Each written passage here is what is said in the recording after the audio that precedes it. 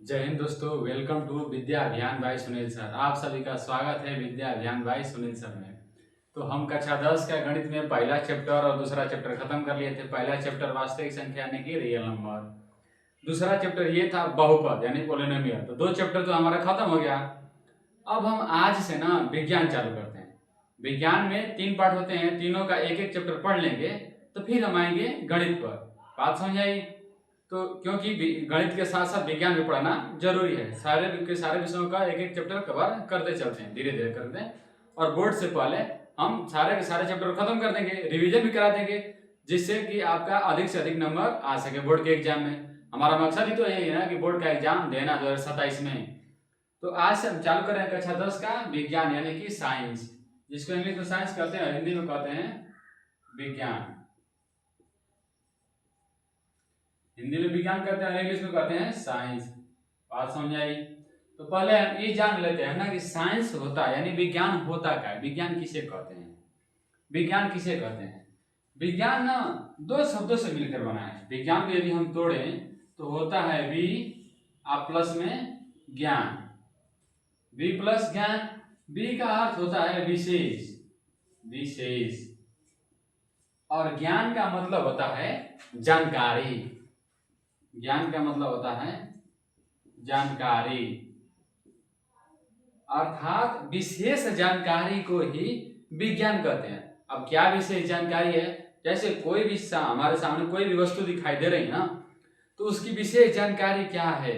उसका विशेष जानकारी कहने का मतलब कि उसका काम क्या है, वो वस्तु किस प्रकार से बनी है, कैसे बनी है, किस लिए बनी है।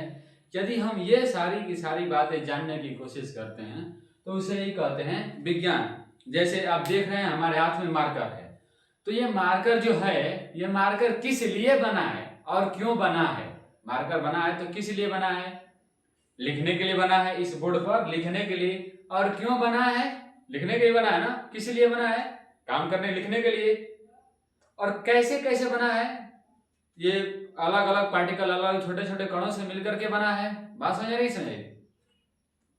तो इसका काम क्या है? लिखना। कैसे बना? यदि ये सब हम जानने की कोशिश करते हैं ना, तो इसी को कहते हैं विज्ञान। जैसे आप सब जिस मोबाइल पर आप हमारा क्लास देख रहे हैं, वो मोबाइल बनी तो क्यों बनी? क्यों बनी? मोबाइल की क्या आवश्यकता थी? मोबाइल की आवश्यकता तो हमें दूर के वस्तु से, या मान लीजिए आप यहाँ पर कोई दूर व्यक्ति है, तो उससे बात करने के लिए ना, उसका हाल समाचार पता करने के लिए ही ना मोबाइल बनी ना। फिर मोबाइल में धीरे धीरे अलग अलग फंक्शन आते गए और हम अलग अलग काम उससे करते रह गए। तो मोबाइल का काम क्या है? अलग अलग प्रकार के दूर दूर जगहों से आपके खबरों को अवगत कराता है। तो मोबाइल का कुछ काम है ना। कौन कौन सा काम है ये सब आप यूज करते हैं तो जानते ही हैं। ऐसे ही कोई भी वस्तु है ना, तो उस वस्तु का काम क्या है और वह कैसे कार्य करती है। जैसे आप इस मोबाइल से अच्छे फोटो खींच लेते हैं, तो किस प्रकार अच्छे से अच्छे फोटो खींच लेते हैं? क्या कारण है कि मोबाइल से फोटो खींच पाते हैं, किसी अन्य वस्तु से नहीं खींच पाते? क्योंकि मोबाइल में एक विशेष गुण है, तो उसी से आप खींच पाते हैं फोटो। बात समझे नहीं समझे? तो ये तो सब हो गया विशेष जानकारी की बात, यानी कि हम कह सकते हैं विशेष जानकारी को ही विज्ञान कहते हैं। लेकिन इसकी थोड़ी गहराई में हम जाए ना, विज्ञान की परिभाषा की बात करें तो कहते हैं किसी वस्तु व या विषय के सुव्यवस्थित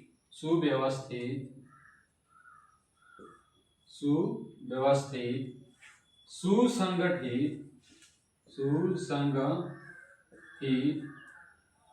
किसी वस्तु या विषय के सुव्यवस्थित, सुसंगठित, क्रमबद्ध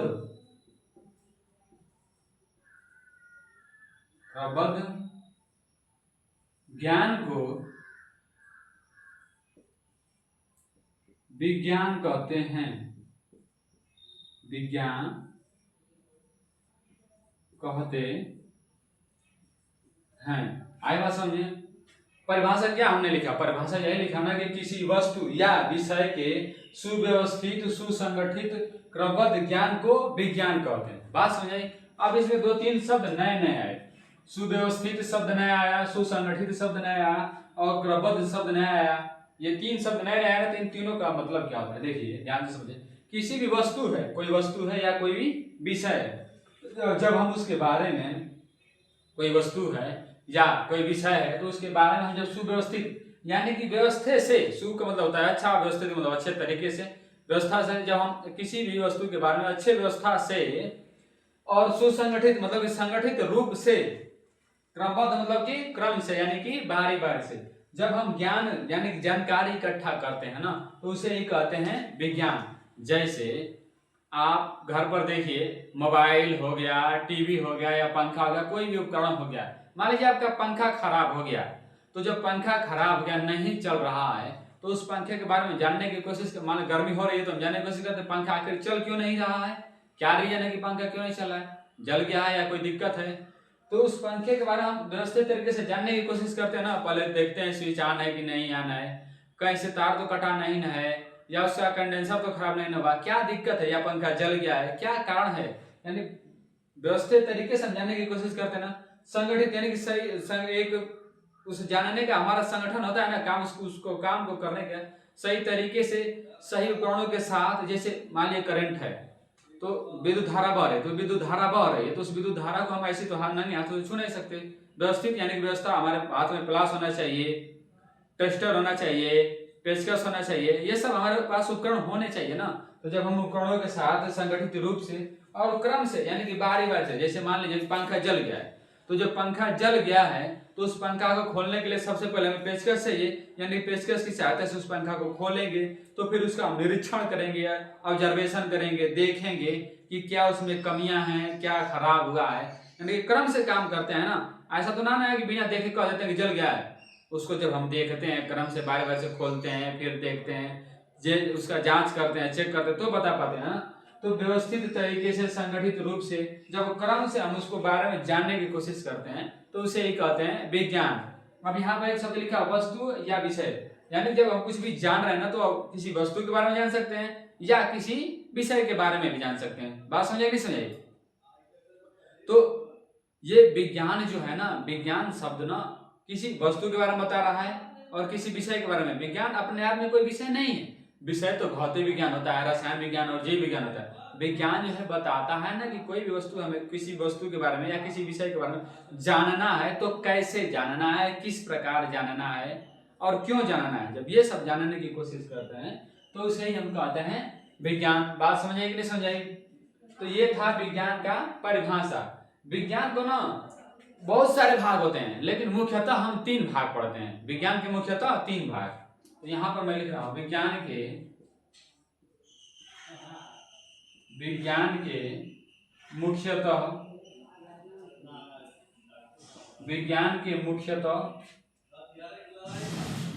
मुख्यतः 3 भाग होते हैं। विज्ञान के मुख्यतः 3 भाग होते हैं। कौन कौन सा होता है? पहला होता है भौतिक विज्ञान जिसे आज हमें पढ़ना है। दूसरा होता है रसायन विज्ञान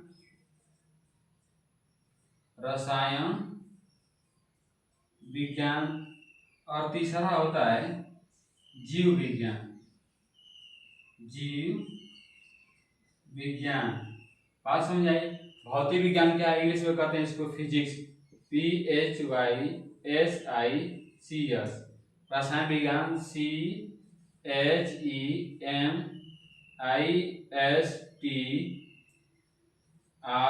केमिस्ट्री रसायन विज्ञान कहते हैं। जीव विज्ञान को बायोलॉजी, BIOLOGY।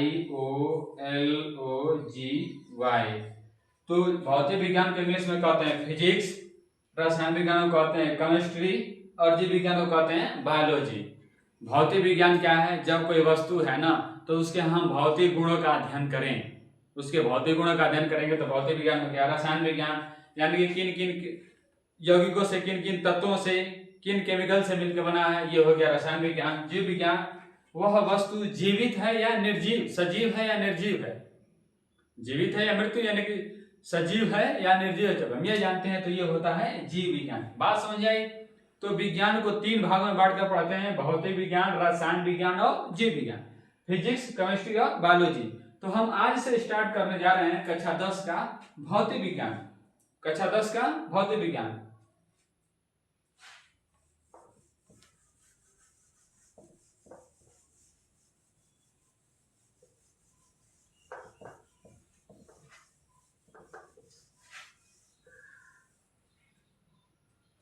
यह है भौतिक विज्ञान। भौतिक विज्ञान, बात समझ आई। जब हम किसी भी वस्तु के कोई भी वस्तु हमारे सामने है या कोई भी घटना घटित हो रही है तो उसके भौतिक गुणों का जब अध्ययन करेंगे ना तो उसे ही कहते हैं भौतिक विज्ञान। ये जो भौतिक विज्ञान है ना, इंग्लिश में कहते हैं फिजिक्स, PHYSICS, फिजिक्स यानी कि भौतिक विज्ञान। फिजिक्स जो शब्द है ना, फेसिस नामक शब्द से बना है, लैटिन भाषा का फेसिस शब्द होता है जिसका अर्थ होता है प्रकृति। अर्थात हम ये कह सकते हैं कि प्रकृति तथा प्रकृति में होने वाली समस्त घटनाओं का अध्ययन ही भौतिक विज्ञान कहलाता है। इसे हम कह सकते हैं प्रकृति तथा प्रकृति में होने वाली समस्त घटनाओं का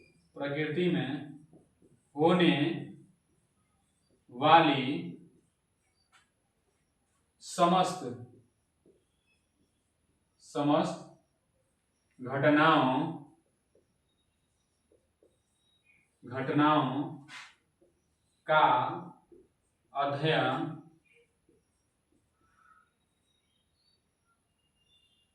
भौतिक विज्ञान कहलाता है। भौतिक विज्ञान कहलाता है। आई बात समझे?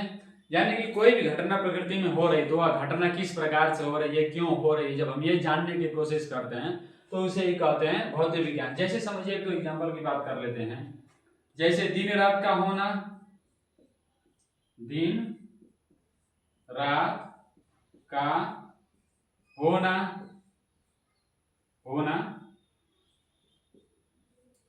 या हम ये कह सकते हैं कि सूर्योदय और सूर्यास्त का होना, ये प्रकृति की घटना है ना, प्रकृति की घटना है दिन रात होना।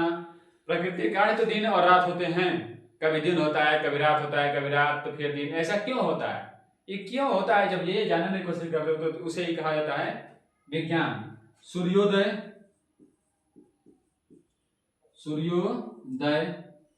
या सूर्यास्त, सूर्योदय या सूर्यास्त का होना। आप जब रात के समय में छत पर सोते हैं तो आकाश में तारे जो है टिमटिमाते हुए दिखाई देते हैं, तो आकाश में तारों का टिमटिमाना, आकाश में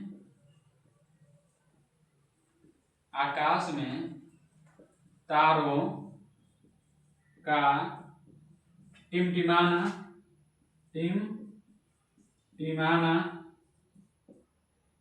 ये जो घटनाएं हैं ये प्रकृति के कारण होती है ना। तो ये तारे क्यों टिमटिमाते हैं, जब ये जानेंगे ना तो वही तो कहलाता है ना विज्ञान, और विज्ञान का भौतिक विज्ञान कहलाता है। आई बात समझे? आकाश में तारों का टिमटिमाना, या आपके सामने कोई भी घटना घटित हो रही है, कुछ भी घटित हो रही है, जैसे हम पढ़ते हैं कि सेब गिरा तो न्यूटन ने बताते हैं गुरुत्वाकर्षण, तो सेब जो गिर रहा है, ये जो घटना घटित हो रही है, ये भी तो प्रकृति में ही घटना घटित हो रही है ना।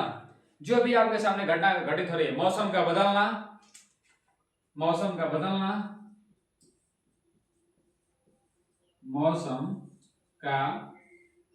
बदलना, जैसे कभी गर्मी रहता है तो गर्मी बीत गई, अब आ गया बरसात, बारिश हो रही है ना, तो मौसम का बदलना, ये बरसात आ गई, फिर बरसात के बाद आता है सर्दी यानी कि जाड़ा का मौसम। तो ये जो मौसम परिवर्तन हो रहा है तो क्यों हो रहा है, किस कारण से हो रहा है, जब ये जानेंगे तो वही तो कहलाता है ना भौतिक विज्ञान। बात समझेंगे नहीं समझेंगे?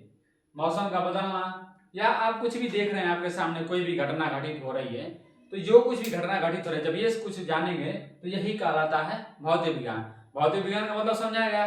तो हम जो पढ़ रहे हैं ना, जब उसके बारे में अच्छे से जान लें तो पढ़ाई बहुत आसान हो जाती है। जैसे हम भौतिक विज्ञान पढ़ना प्रारंभ किए, जब इसकी मूलभूत बेसिक बातें जान जाए ना तो पढ़ाई बहुत इजी, बहुत आसान नहीं हो, पढ़ाई करना बहुत कठिन काम नहीं है। बस जो मूलभूत बेसिक बातें हैं उसको जानना जरूरी है। यहां तक बात समझ आई? अब हम इसके आगे पहला चैप्टर की बात करते हैं, चैप्टर स्टार्ट करते हैं।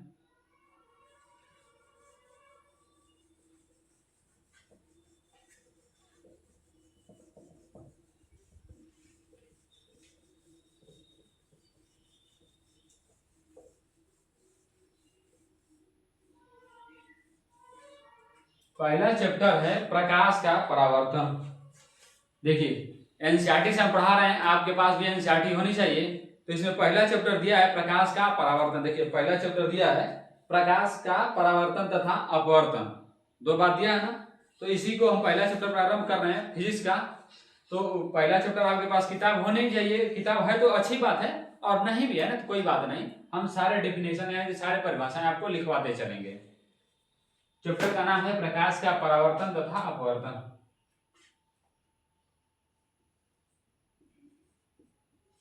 प्रकाश का परावर्तन, प्रकाश का परावर्तन। इस प्रकाश के परावर्तन को ना हम 2 भाग में बांट के पढ़ेंगे। क्या क्या पढ़ना है हमें, 2 भाग में बांट करके। पहले हम जानेंगे प्रकाश के बारे में कि प्रकाश होता क्या है। जब हम प्रकाश के बारे में जान जाएंगे तो फिर हम जानेंगे परावर्तन के बारे में, परावर्तन के बारे में। बात समझेंगे, समझिए।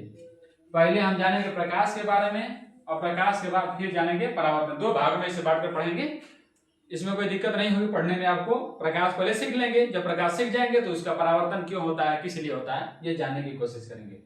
तो सबसे पहले हम बात करते हैं प्रकाश की। प्रकाश होता क्या है,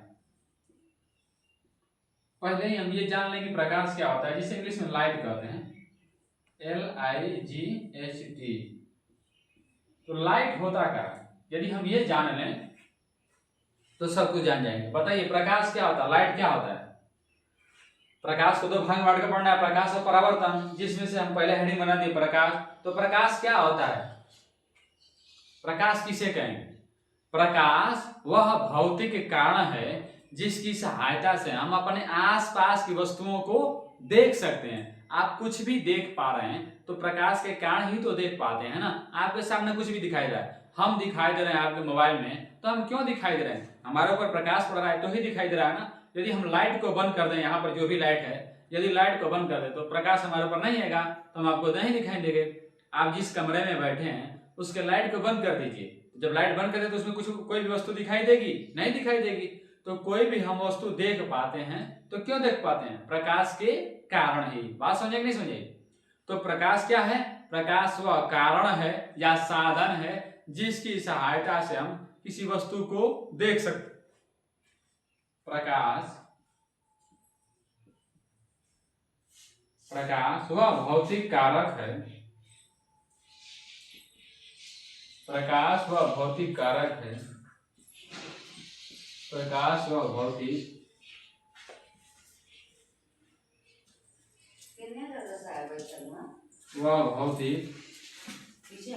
कारक है, प्रकाश वह भौतिक कारक है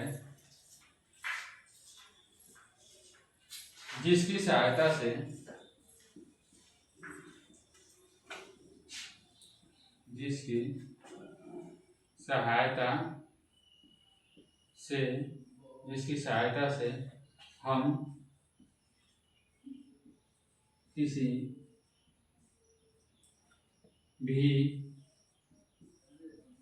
किसी भी वस्तु को देख सकते हैं। यानी प्रकाश वह भौतिक कारक है जिसकी सहायता से हम किसी भी वस्तु को देख सकते हैं। आप कोई भी वस्तु देख पा रहे हैं ना, तो प्रकाश के कारण ही देख पा रहे हैं। यदि प्रकाश नहीं होता तो आप उस वस्तु को नहीं देख पाते। और ये बात समझेगी नहीं समझेगी। यदि प्रकाश की बात समझ आई तो इसके अगले बात पर चलते हैं, प्रकाश के स्रोत पढ़ लेते हैं।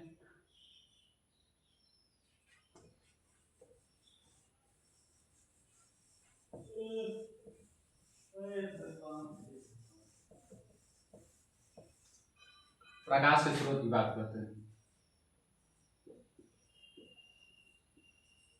प्रकाश के स्रोत,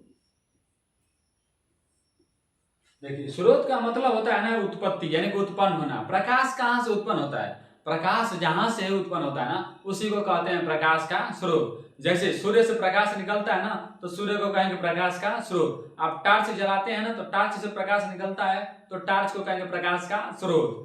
आप मोबाइल का फ्लैश लाइट जलाते हैं तो मोबाइल से प्रकाश निकलता है ना तो उसको कहेंगे प्रकाश का स्रोत। आई बात समझ नहीं समझ आई? मोमबत्ती जलाते हैं दीपावली के दिन, तो जब मोमबत्ती जलाते हैं तो मोमबत्ती से प्रकाश निकलता है, उसी को कहते हैं प्रकाश का स्रोत। दिया जलाते हैं ना, दीपक, जो दिया यानी दीपक जला रहे हैं उससे प्रकाश निकलता है ना, उसी को कहेंगे प्रकाश का स्रोत। यानी प्रकाश जहां से उत्पन्न हो रहा है, प्रकाश जहां से निकल रहा है, उसी को कहा जाता है प्रकाश का स्रोत। बात समझाई? तो लिखेंगे का प्रकाश जहां से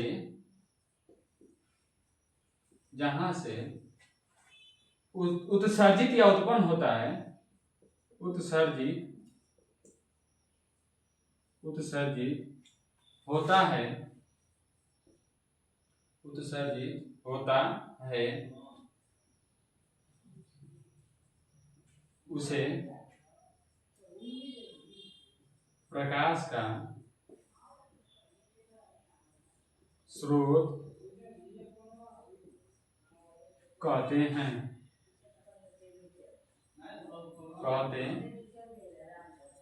आई बात समझे? यानी प्रकाश जहां से उत्पन्न हो रहा है उसी को कहेंगे प्रकाश का स्रोत। बात समझे? जैसे समझिए, जैसे हम एग्जाम्पल की बात करते हैं, जैसे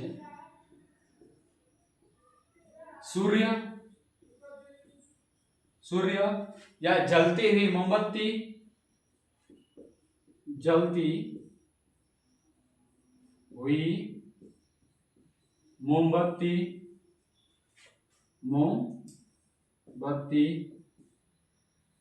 या जलता हुआ बल्ब, जलता हुआ बल्ब या टॉर्च,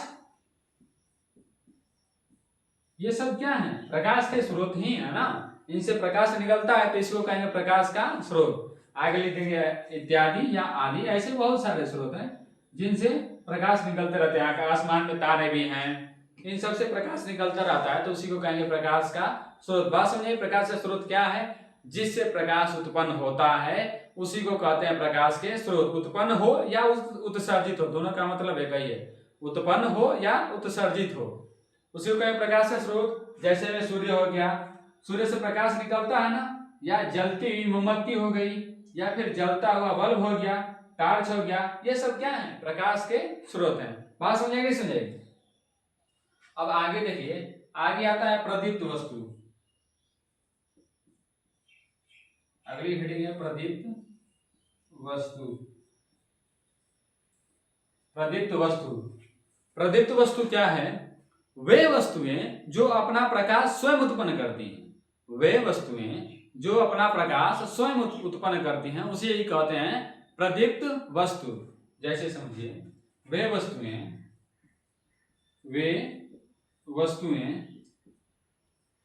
जो अपना प्रकाश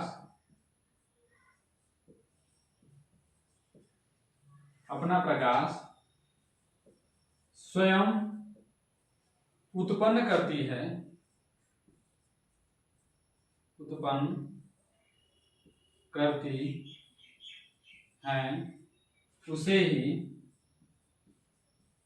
उसे ही प्रदीप्त वस्तु कहते हैं। प्रदीप्त वस्तु कहते हैं। बात समझ में आई? यानी कि वे वस्तुएं जो अपना प्रकाश स्वयं ही उत्पन्न करती हैं उसे ही कहा जाता है प्रदीप्त वस्तुएं। जैसे समझिए, जैसे मैं बात कर रहा हूं, जो भी प्रकाश के स्रोत है ना, ये सभी के सभी वस्तुएं प्रदीप्त वस्तुएं होगी, क्योंकि ये अपना प्रकाश स्वयं निकाल रही हैं। जैसे सूर्य अपना प्रकाश स्वयं निकालता है ना, तो सूर्य को कहेंगे प्रदीप्त वस्तु। या जलती हुई मोमबत्ती, जलता हुआ बल्ब, टॉर्च, ये सब जलती हुई मोमबत्ती,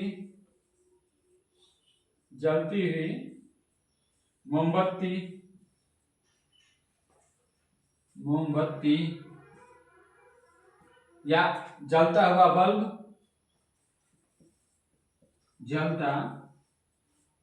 हुआ बल्ब, या हम कह सकते हैं टॉर्च, या जो रात में जुगनू उड़ते हैं, जुगनू, या आसमान के तारे, तारे आदि, ये सभी ना क्या हैं, प्रदीप्त वस्तुएं हैं, क्योंकि ये अपना प्रकाश स्वयं उत्पन्न करती हैं। वे वस्तुएं जो अपना प्रकाश स्वयं उत्पन्न करती हैं उसे ही कहा जाता है प्रदीप्त वस्तुएं। क्या क्या है, सूर्य, जलती मोमबत्ती, जलता हुआ बल्ब। सूर्य अपना प्रकाश उत्पन्न करता है, जलती मोमबत्ती भी अपना प्रकाश उत्पन्न करती है, जलता हुआ बल्ब भी अपना ही प्रकाश उत्पन्न करता है, टार्च हो गया अपना प्रकाश उत्पन्न करता है, जुगनू रात को अपना प्रकाश उत्पन्न करते हैं, तारे भी तो रात में टिमटिमाते हैं ना, जो देख रहे हैं आप छत पर सो करके, ये भी तो अपना ही प्रकाश उत्पन्न करते हैं। तो ये सब हो गए प्रदीप्त वस्तुएं। बात समझे नहीं समझे? जो अपना प्रकाश स्वयं उत्पन्न करे उसे कहते हैं प्रदीप्त वस्तुएं। आगे देखिए,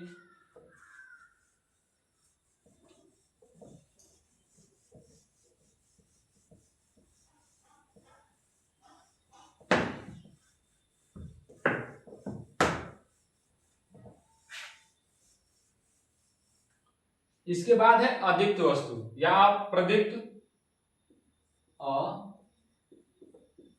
अदीप्त, अदीप्त वस्तु। किसे कहेंगे अदीप्त वस्तु? वे वस्तुएं जो अपना प्रकाश स्वयं उत्पन्न नहीं कर सकती उसे ही कहते हैं अदीप्त वस्तु। यानी कि वे वस्तुएं जो स्वयं अपना प्रकाश उत्पन्न यानी उत्सर्जित नहीं करती हैं उसे ही कहा जाता है अदीप्त वस्तुएं। जैसे ये मार्कर है मेरे हाथ में, तो क्या ये मार्कर अपना प्रकाश उत्पन्न करता है? नहीं उत्पन्न करता। लकड़ी हो गई, क्या लकड़ी अपना प्रकाश उत्पन्न करता है? नहीं करता है। तो ये सब क्या है? अदीप्त वस्तुएं हैं या अप्रदीप्त वस्तुएं हैं। वे वस्तुएं जो अपना प्रकाश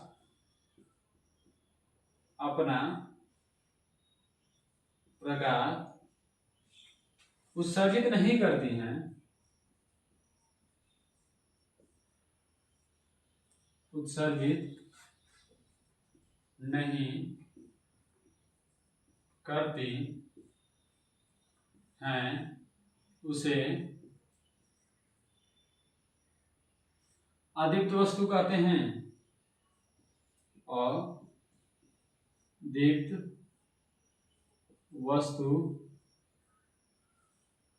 कहते हैं।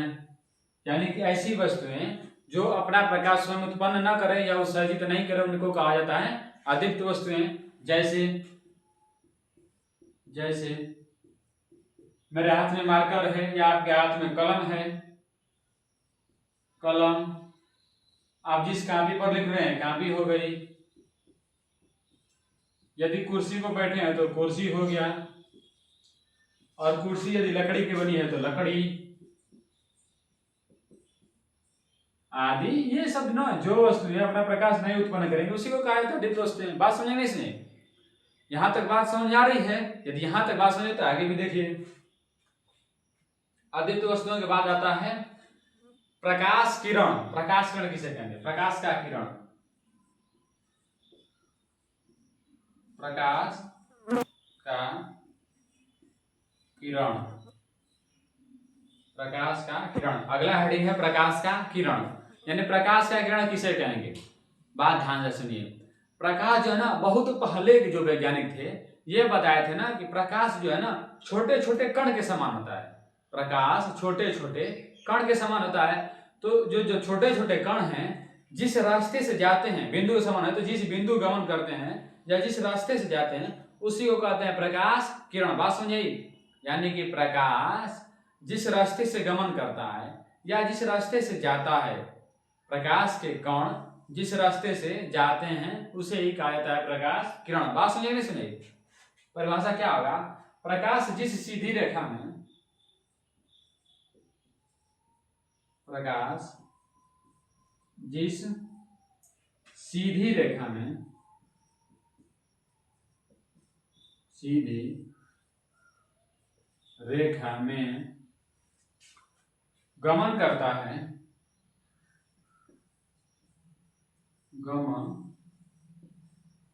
करता है, उस बिंदु पथ को, उस बिंदु पथ को, उस बिंदु पथ को प्रकाश का किरण कहते हैं। प्रकाश का किरण कहते हैं। बात समझेंगे समझेंगे, यानी कि प्रकाश जो है जिस बिंदु पर, जिस बिंदु की सहायता से, जिस बिंदु का गमन करता है, जैसे समझिए प्रकाश यदि कण के समान, तो ऐसे बिंदु की सहायता से है ना बिंदु गमन करेगा ना, तो ये जो रास्ता है ना, इसी को कहते हैं प्रकाश किरण। इसको ऐसे दर्शाते हैं। बात समझे नहीं समझे? प्रकाश किरण को ऐसे ही तीर बना करके दर्शाया जाता है। बात समझ आई? तो ये था प्रकाश किरण। अब आएगा प्रकाश किरण तो हो गया, अब आएगा किरण पुंज। किसे कहते हैं किरण पुंज? किरण पुंज आगे देखिए,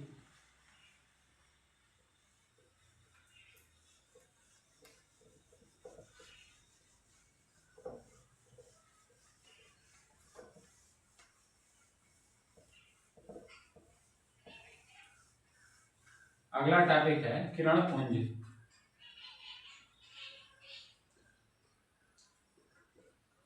किरण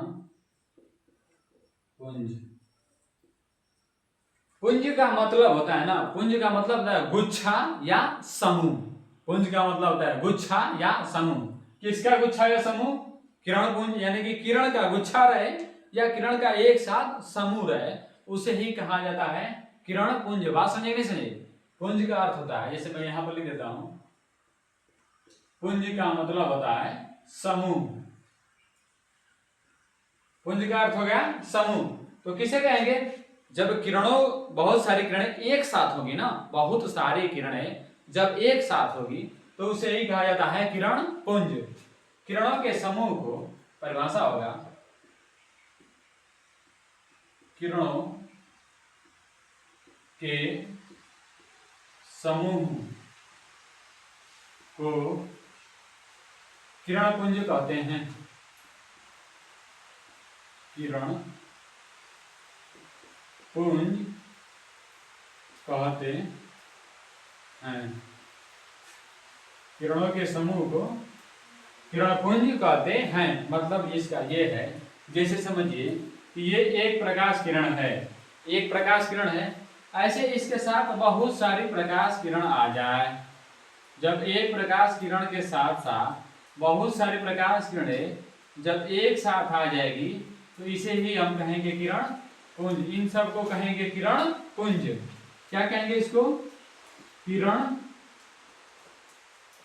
पुंज, यानी किरणों का समूह है ना, तो किरणों के समूह को ही कहा जाता है किरण पुंज। बात समझिए समझे?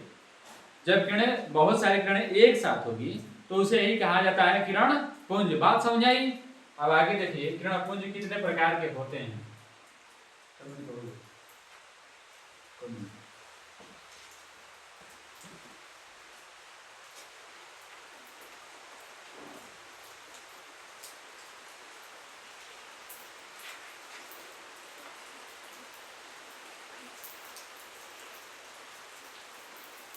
किरण पुंज के प्रकार।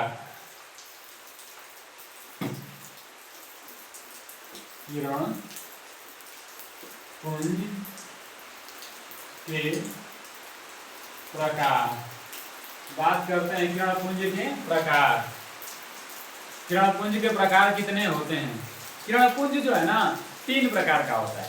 किरण पुंज यानी किरणों का समूह 3 प्रकार का होता है। किरण पुंज को हम 3 भाग में बांटकर पढ़ेंगे, यानी कि किरण पुंज 3 प्रकार का होता है। कौन कौन सा होता है लिखेंगे? किरण पुंज, किरण